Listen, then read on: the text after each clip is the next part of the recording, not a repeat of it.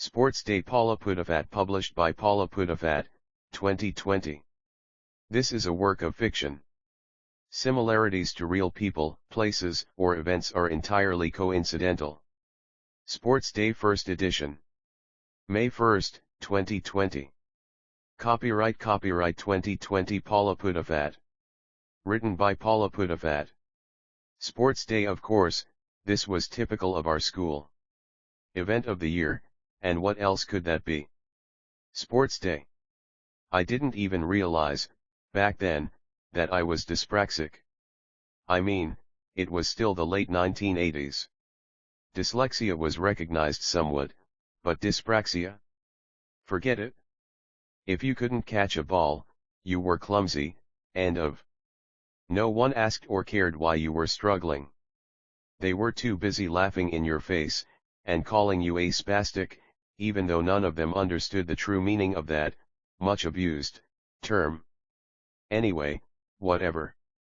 Sports Day shouldn't have affected me, as I was hardly likely to be participating.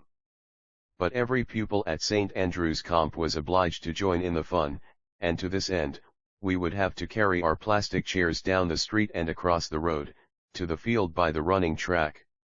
It belonged to the local sports center, I believe, but the school used it too, in addition to our regular playing field. Daniel wasn't exactly into sports either, so he wouldn't be involved in any of the races, except to cheer on Isabella. But I was trying not to think too much about Daniel and Isabella. This day would be hard enough to get through, as it was.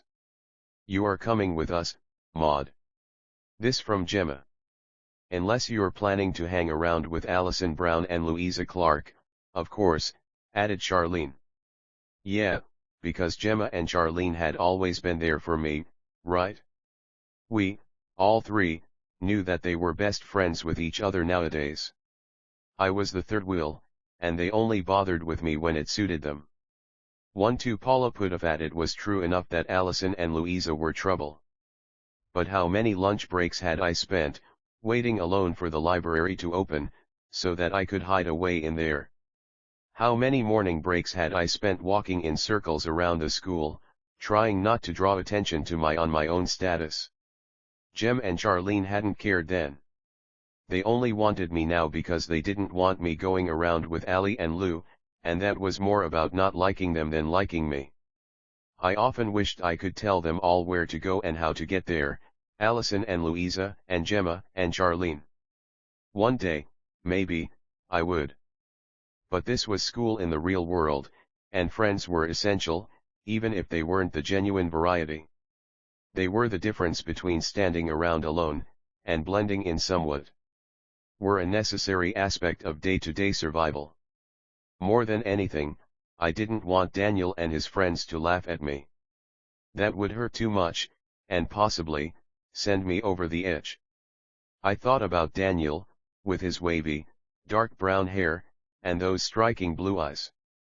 With a sense of humor that warmed my heart, except on those occasions when it had been myself, at whom he and his mates had been laughing. But that had been mainly John and Gareth, hadn't it? Or so I told myself. I'm not meeting Allison and Louisa, I said. Of course I'm coming with you guys. The first hour or so had been okay. At times, it had even been a laugh, like old times. Gemma, Charlene, and I had been real best friends for years, after all. We'd known each other since primary Sports Day 3 school. Both of my friends were in races, which had meant time with each of them, without the other. Which made things better for me. It couldn't last though, could it? It was as Charlene was rejoining us, after the 100-meter race, in which she'd come a close second, that we were also joined by Isabella, Dawn, and Janice. I'm so glad we caught you guys. Dawn's high-pitched voice was practically a scream, as per usual. You are coming to Jan's party on Saturday, right? It's seriously going to be the best. Dawn, keep your voice down, warned Janice. It is still supposed to be somewhat exclusive, you know. We don't want everyone thinking they're invited. This with a definite, undeniable glare, in my direction. Of course it's going to be exclusive, only the best people. That goes without saying, said Dawn. But Jem and Charlene are on the guest list, aren't they? Naturally, said Janice. Why wouldn't they be? And yes, we're definitely coming, confirmed Gemma. We wouldn't miss it, added Charlene. In fact, we were discussing outfits. I noticed that Isabella had apparently vanished. Spun around to see the tall, slim, blonde, sitting with the guy I'd been in love with for over 2 years. They were all over each other, and that hurt more than any bitchy comment made by Bella's friends. Daniel Harrison and Isabella Ross. The perfect couple. I honestly couldn't take much more. I wandered off on my own, and that, predictably, was when Allison and Louisa appeared. For Paula put a fat "Hey, Maud, we were beginning to think you were avoiding us," said Allison. Of course not. Why would I be avoiding you? We thought you'd ditched us for Gemma Smith and Charlene Jackson again, said Louisa. You were sitting with them, when we saw you. Yeah, well, never mind that, said Allison. Wait until you see what we've got. You'll be happy enough to hang around with us then, believe me. She glanced around her. Show her what's in your bag, Lou. What if someone sees, whined Louisa. Not a teacher in sight, Allison assured her. They're all too bothered about the poxy races. Louisa duly opened her navy blue school bag. Along with the usual exercise books, textbooks, and stationery were 5 cans of hairspray, and, since this was Allie and Lou, as opposed to Gemma and Charlene, or Bella and her clique, well, let's just say, valuable hairspray wasn't liable to be wasted, simply by being sprayed onto someone's hair. I noticed that Lou also had my personal favorite, a can of air freshener. But we can't, you know, here, I said. They caught Christine and her gang smoking in the toilets, and they're watching everyone who goes anywhere near, monitoring how long they take. Yeah, well, sniffing in the toilets is kind of obvious, anyway, said Allison. The best way is just to do it right here.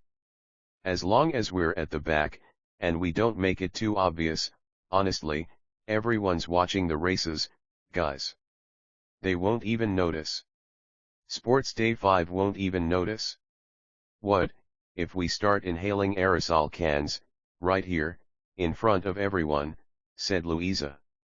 You've lost it, Allie. Louisa was right. There was no way we'd get away with that. But then, I caught sight of Daniel and Bella, and I didn't even care anymore. I grabbed the can of air freshener, along with a towel, which I'd also need. My thoughts were racing. But, as the world dissolved into a too familiar, hazy blur, none of it mattered anymore. Nothing mattered. Nothing. And there it was, in my mind, the idea that I might never stop. That I might keep going, and going, until the deputy head, Miss Rollins, caught me. Even Allison and Louisa didn't seem to know what had hit them. How everything had escalated, at such a rapid pace. I witnessed the various looks of contempt, disdain, horror, and pity on the faces of my classmates, as the teacher marched me back to school. Heard the distant buzz of their whispered conversations. Straight to the headmaster's office. They were going to contact my parents, of course. Daniel had looked at me as if I was something he wouldn't want to tread in. And his precious girlfriend had obviously been trying not to laugh. Dawn and Janice actually had giggled. As had Jem and Charlene. Some friends. Sports Day. Fun, right? Welcome to St. Andrew's Comprehensive.